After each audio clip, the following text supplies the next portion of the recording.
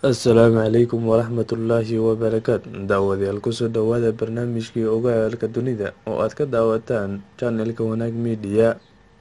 Maanta waxaan kusoo qaadan doonaa hooyo suuxsaneyd muddo 3 bilood ah kadib markii ay shil baabuur dhashay iyadoo uur leh.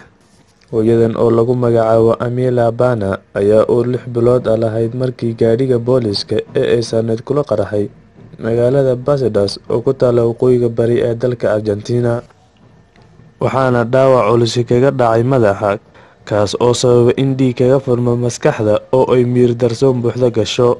Muddo 3 bilood ah ayay ku jirtay xaalad miyir la'aan ah, waxaana dhakhaatiirtu kaliya ku howlanaayeen sidii loo badbaadin lahaa ilmaha yar ee uurkeeda ku jira, kaas oo markii uu dhashay shimbir u noqday kana badbaadiyay dhimashadii lagu qoray hooyadiis.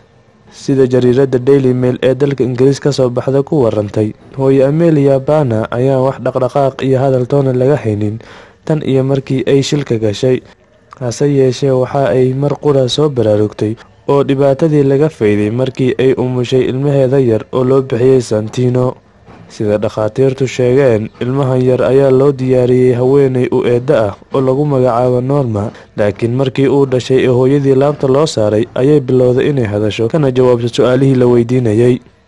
Haddaba daawade, ilmuhu waa raxmad iyo naxariis oo uu Ilaahay ugu deeqay addoommadiisa, waxayna aad u sii fiican yihiin markii tarbiyo wanaagsan oo diinta Islaamka waafaqsan lagu tarbiyeeyo.